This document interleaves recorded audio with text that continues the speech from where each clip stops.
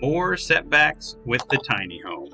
I want to start off and apologize. One of my brand promises is that I don't edit my videos and I don't do multiple takes. I'm just trying to give you just some real life info and, not really trying to be a big YouTuber, although getting close to 100 and that's exciting. But really just trying to share this info. So I have been trying to not take that part of things too seriously, although this is my third take today. And I say, I don't know if take is the right word, but I started 2 other times. I said incredibly stupid things. And so I'm just starting it over. Sorry about that. Also, sorry about the lighting. I have a couple of bulbs out in here, but I've decided to just complain about it and apologize versus just change those out. I know that's kind of silly. Anyway, talking about the piece of land that I have under contract, I had put up a video about this a few months ago, 2 months ago, when I first got it under contract. Was hoping to cut it into 2 pieces, although that wasn't necessary for me to want to buy it at the price it was. But there are additional setbacks, and yeah, I don't know. You'll see what I'm saying.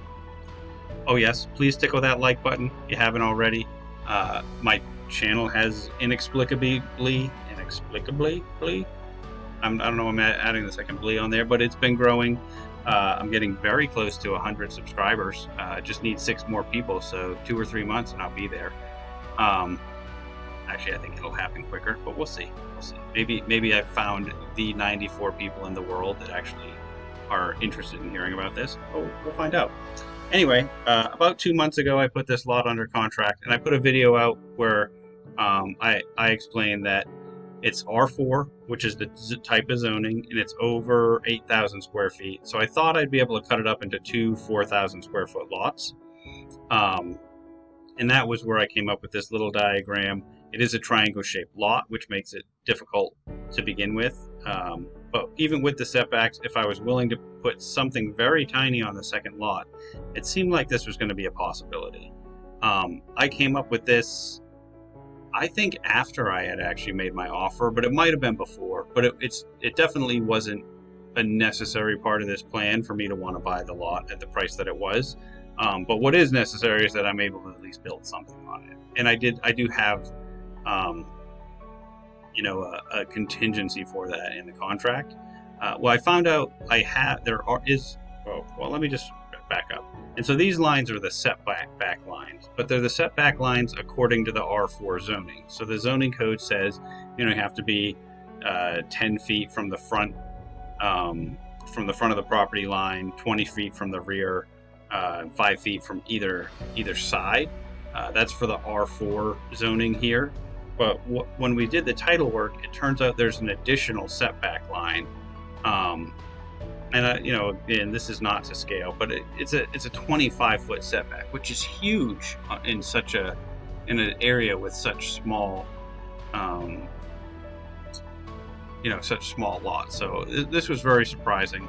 As you can see, it cuts this second lot down to virtually nothing. So I think that means, no second home. Nah, it's not going to be 2 lots. It's going to be 1 bigger lot for the neighborhood. And then we have to figure out, can we build something in this space here? It looks like, when I'm just moving my pieces around, that we could stick that 640 square foot property right there. I was really only planning on doing 2 small ones if I could do 2. But if I was going to have to just build something a little bit bigger, you lose sort of a lot of economies of scale by building so small. I was trying to combat that by building 2 at a time. But, with this setback, it seems like maybe something extremely tiny and weird shaped is going to be the only thing that you can build. So it makes this lot basically worthless to 90% of the builders out there, right? And that's why it's probably why it's never been built on before.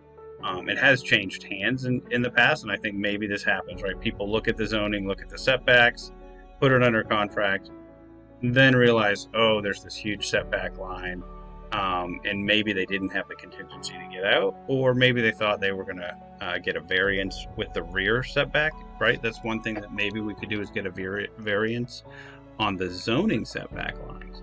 I don't believe there's any way to get rid of the one that's actually in the title work. I could be completely wrong about that, but that's, I believe, not something that you can just get rid of with any ease. I think actually to do that would have to get approval from the other people in the subdivision. I could certainly be wrong about that. It's not something I've run into very often, and so not used to dealing with it all. But in any case, that's where we stand today. Definitely not 2 lots. Maybe can do 1. But so what I've done is gone back and asked for an additional discount. I think if they give me a decent discount, I'm still going to move forward and figure out how to build something small, like very small and oddly shaped, or maybe even just a single container. But to do that, it wouldn't make any sense to pay what I'm doing if I'm going to make just 1 single container. Well, I say that. I don't know if that's completely true, but definitely going to have to rework my numbers. Or take the time and try to get that rear yard setback changed. I think that that's actually a possibility, or I don't know. I think there's some way to work with it, but it's gonna take a little bit of expertise from someone that I'm gonna have to pay, and so because of that, I'm looking for an additional discount.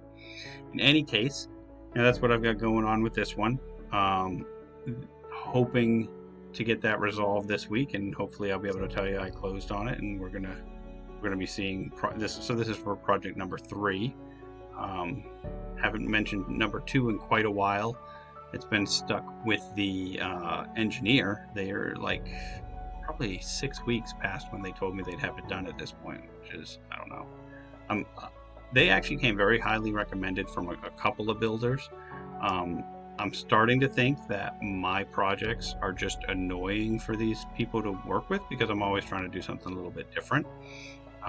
If you happen to know engineers here in San Antonio that would be excited about working on quirky little projects, please feel free to send them my way. Same thing with architects.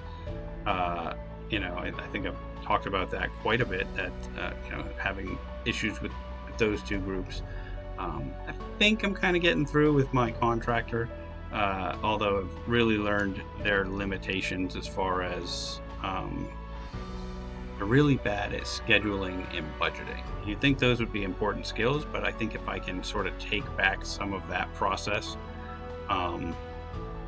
may be able to get them to continue to build stuff for me. Because what they are good at is figuring out how to do things that are a little bit outside of the ordinary. In any case, if you could like, subscribe, comment, hit the little bell, any of that stuff would be awesome.